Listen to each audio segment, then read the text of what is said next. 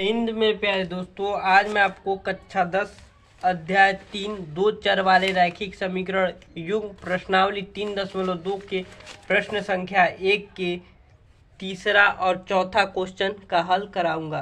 ये question number 3 है और क्वेश्चन 1 और क्वेश्चन 2 का हल मैंने करा दिया। आप जाकर देख सकते हैं प्लेलिस्ट में कक्षा 10 NCERT मैथ प्लेलिस्ट बना हुआ, आप जाकर देख। चलिए इसको हल करते हैं। तो ये समीकरण 1 हो गया और इसको समीकरण 2 नहीं मानेंगे, पहले सॉल्व कर लेंगे। तो 3 कॉमन ले लेते हैं, 3 कॉमन लेंगे तो 3 3 9 और x ऐसे ही, और 3 से 3 गायब तो y बराबर 9। तो 3 एक करने 3 3 3 9, ये समीकरण 2 हो गया।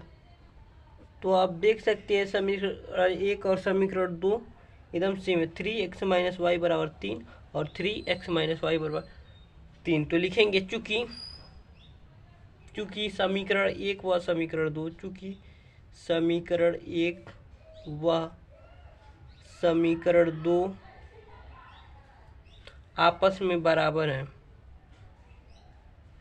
आपस में बराबर है, इसलिए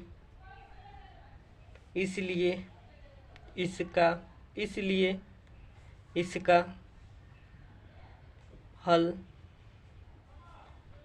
अपरिमित रूप से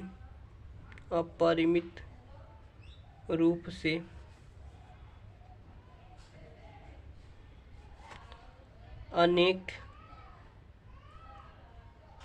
हल है। अर्थात इसका हल करेंगे तो x y का मान नहीं आएगा। इसका हल अपरिमित रूप से अनेक है। तो चलिए ये तो क्वेश्चन सॉल्व हो गया तीसरा। चलिए अब चौथा सॉल्व कर लेते हैं, बहुत आसान था। चौथा क्वेश्चन है हमारा, 1 मिनट रुकिए, क्वेश्चन उतार लेते हैं, समय क्यों जान करे आपका। तो फाइनल दोस्तों क्वेश्चन उतार दिया। अब देख सकते हैं, अब ये दशमलव दिया तो दशमलव हटाने के लिए दोनों में 10 से गुणा कर देते हैं। 10 से इधर भी और 10 से इधर भी, तो गुणा करेंगे तो 2x + 3y बराबर 13। इसे समीकरण 1 मान लेते हैं, यह समीकरण 1 हो गया। और इसे 4x + 5y बराबर 23, ये समीकरण 2 हो गया, समीकरण 2 हो गया। अब चलिए दोनों प्रतिस्थापन विधि से हल करना है। तो दोनों में x का मान ज्ञात करते, इसमें x का मान निकालेंगे तो 2x बराबर 13 प्लस का है तो इधर पक्षांतर करेंगे तो माइनस का 3y, और x बराबर आ जाएगा 13 - 3y बट्टा में 2। ये बट्टे का चिन्ह इधर नहीं लगाया है ताकि एक लाइन बच जाए। अब यहाँ से x का मान निकालेंगे तो 23 प्लस का है तो माइनस का 5y, अब बट्टा में 4 गुणा में, तो ये बट्टा का चिन्ह है, देख सकते हैं 4, देख सकते हैं। अब ये हो गया समीकरण नंबर 3 और ये हो गया समीकरण नंबर 4। तो समीकरण 3 का मान समीकरण 4 में रख देते हैं, लिखेंगे समीकरण 3 का मान समीकरण 4 में रखने पर, समीकरण 4 में रखने पर, समीकरण 4 में रखने, समीकरण 3 का मान समीकरण 4 में, तो रख देते हैं x की जगह पर 13 - 3y बट्टा में 2 बराबर 23 - 5y बट्टा में 4। तो काट देंगे, 2 करने 2 और 2 दूनी के 4, तो गुणा 13 दूना के 26 - 6y बराबर 23 - 5y।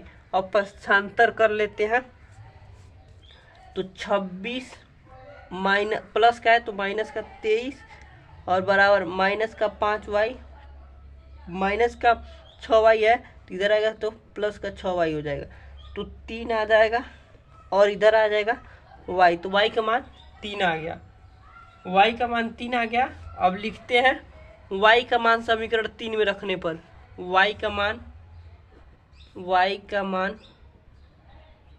समीकरण 3 में रखने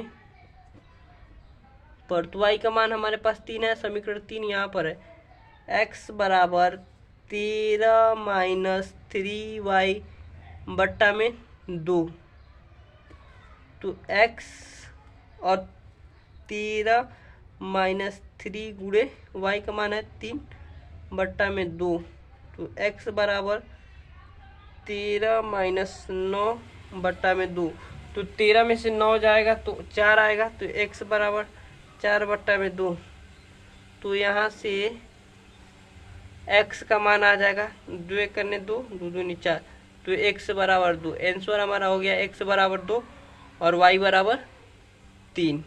इसको घेरा कर देंगे तो ज़्यादा बेहतर रहेगा। ये y का मान हो गया और ये x का मान है। मुझे आशा है कि आपको बहुत अच्छे से समझ में आ गया होगा।